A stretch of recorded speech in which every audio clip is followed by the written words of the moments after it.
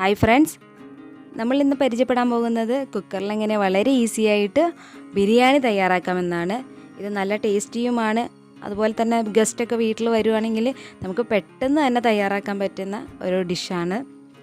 അപ്പോൾ ഇതുവരെ എൻ്റെ ചാനൽ സബ്സ്ക്രൈബ് ചെയ്യാത്തവർ ഒന്ന് സബ്സ്ക്രൈബ് ചെയ്യുക. തൊട്ടടുത്തുള്ള ബെൽ ബട്ടനും കൂടി ക്ലിക്ക് ചെയ്യുകയാണെങ്കിൽ ഞാൻ ഇടുന്ന എല്ലാ വീഡിയോസും നിങ്ങൾക്ക് ലഭിക്കുന്നതാണ്. നമുക്ക് ആദ്യം തന്നെ 5 ലിറ്ററിൻ്റെ കുക്കർ നമുക്ക് ഗ്യാസിൽ വെക്കാം. അത് ചൂടായി കഴിയുമ്പോൾ 5 ടേബിൾ സ്പൂൺ നെയ്യും 2 ടേബിൾ സ്പൂൺ വെളിച്ചെണ്ണയും ചേർത്ത് കൊടുക്കാം. അത് നന്നായിട്ട് ചൂടായി വരുമ്പോൾ നമുക്കതിലേക്ക് സ്പൈസസ് ചേർത്ത് കൊടുക്കാം.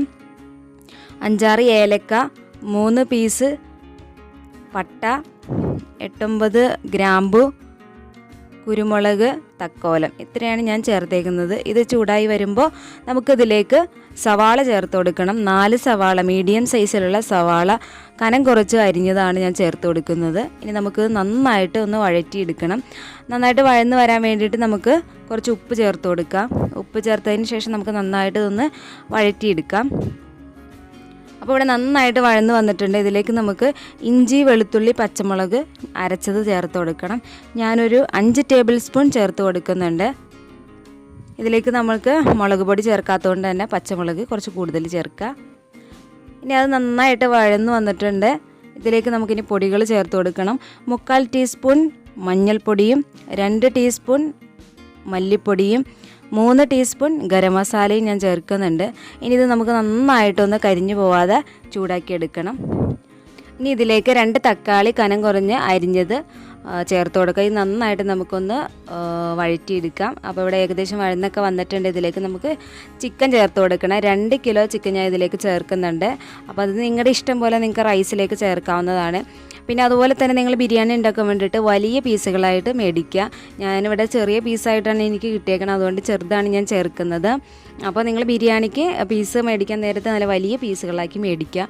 ഇവിടെ ചെറിയ പീസാക്കിയതുകൊണ്ട് തന്നെ ഞാൻ ഈ കുക്കറിൽ അടച്ച് വെച്ച് വേവിക്കുന്നില്ല. കാരണം റൈസിൻ്റെ കൂടെ ഇടുമ്പോൾ പിന്നെ ഒന്നും കൂടി വെന്ത് പോകും. അപ്പോൾ അതുകൊണ്ട് ഞാൻ തുറന്ന് വെച്ച് തന്നെയാണ് ഇത് ജസ്റ്റ് ഒന്ന് വേവിച്ചെടുക്കുന്നത്. അപ്പോൾ നിങ്ങൾക്ക് വലിയ പീസാണെങ്കിൽ നിങ്ങളൊന്ന് വേവിച്ചെടുക്കുക, ഒരു വിസിലടിക്കുന്നത് വരെ. ഇതിലേക്ക് ഇനി 3 ടേബിൾ സ്പൂൺ തൈര് ഞാൻ ചേർത്തിട്ടുണ്ട്. ഇനി നമുക്ക് ഒന്നും കൂടി നല്ലോണം മിക്സാക്കി എടുക്കാം. അപ്പോൾ ഞാൻ കുക്കറിൽ തന്നെ വെച്ച് ഒന്ന് വേവിച്ചെടുത്തിട്ടുണ്ട്.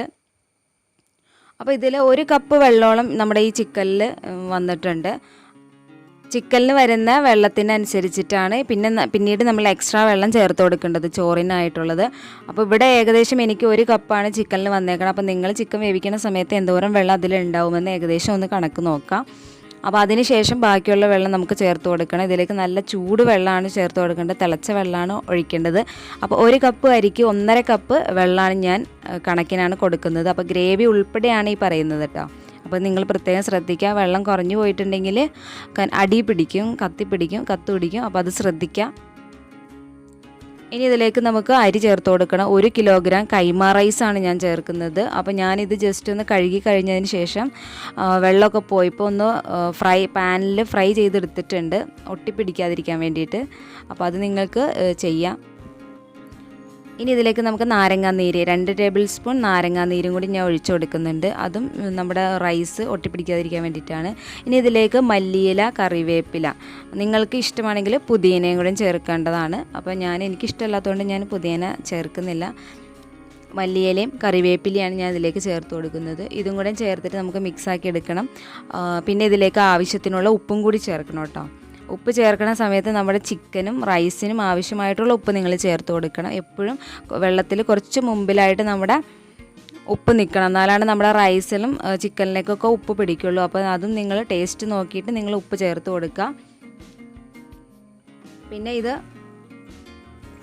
അടച്ചു വെച്ച് നമ്മൾക്ക് വേവിച്ചെടുക്കണം. അതും ലോ ഫ്ലെയിമിലാണ് വേവിക്കേണ്ടത്. ലോ ഫ്ലെയിമിൽ വെച്ചിട്ട് 1 വിസിലടിക്കുമ്പോൾ നമുക്കിത് ഓഫ് ചെയ്യണം. ഓഫ് ചെയ്തിട്ട് പിന്നെ ഇതിൻ്റെ എയറൊക്കെ പോയതിന് ശേഷം നമുക്കിത് ഓപ്പൺ ചെയ്ത് നോക്കേണ്ടത്. അതുപോലെ തന്നെ നിങ്ങൾക്ക് ഇനി വെള്ളത്തിൽ, ഇപ്പം ഞാൻ ഈ കുക്കറിൽ വെള്ളം ഇച്ചിരി കുറവാണ്, ഞാൻ ഇതിലേക്ക് എക്സ്ട്രാ കുറച്ചുകൂടി വെള്ളം ഒഴിക്കുന്നുണ്ട്, ചൂടുവെള്ളം ഒഴിക്കുന്നുണ്ട്. നമ്മുടെ റൈസിനിലും ചിക്കനിലും ഒക്കെ കുറച്ചും കൂടി മുകളിലായിട്ട് തന്നെ വെള്ളം നിൽക്കണം, അല്ലെങ്കിൽ അടി പിടിക്കും. അപ്പോൾ അത് നിങ്ങൾ പ്രത്യേകം ശ്രദ്ധിക്കുക. അപ്പോൾ നമ്മുടെ ടേസ്റ്റിയായ ഈസിയായ കുക്കർ ബിരിയാണി ഇവിടെ റെഡി ആയിട്ടുണ്ട്. അപ്പോൾ നിങ്ങൾക്ക് കാണുമ്പോൾ തന്നെ മനസ്സിലാവുന്നുണ്ടാവും വെള്ളമൊക്കെ പാകമായിരുന്നു. അപ്പോൾ കറക്റ്റ് ഞാൻ പറഞ്ഞത് 1.5 കപ്പ് വെള്ളം 1 കപ്പ് അരിക്ക് 1.5 കപ്പ് വെള്ളം വെച്ച് എടുക്കുവാണെങ്കിൽ കറക്റ്റായിട്ട് കിട്ടും. അപ്പോൾ അത് നിങ്ങൾക്ക് ഡൗട്ട് ഉണ്ടെങ്കിൽ നിങ്ങൾ നിങ്ങളുടെ റൈസിനും ചിക്കനിലും കുറച്ച് മുകളിലായിട്ട് തന്നെ വെള്ളം നിങ്ങൾ ഒഴിച്ചു കൊടുക്കുക. ഇനി കുറവായിട്ട് തോന്നണുണ്ടെങ്കിൽ നിങ്ങൾ കുറച്ച് ഒഴിച്ചു കൊടുക്കുക. അപ്പോൾ ഇവിടെ കട്ടയായിട്ടൊന്നും നമ്മുടെ ബിരിയാണി ആയിട്ടില്ല, നല്ലോണം വേറിട്ട് തന്നെ നമ്മുടെ റൈസൊക്കെ കിട്ടിയിട്ടുണ്ട്. അപ്പോൾ ഇതുപോലെ നിങ്ങളൊന്ന് ട്രൈ ചെയ്ത് നോക്കുക. പെട്ടെന്ന് വിരുന്നുകാരൊക്കെ വന്ന സമയത്ത് നിങ്ങൾക്ക് പെട്ടെന്ന് തന്നെ തയ്യാറാക്കാൻ പറ്റിയ ഒരു ബിരിയാണിയാണ്.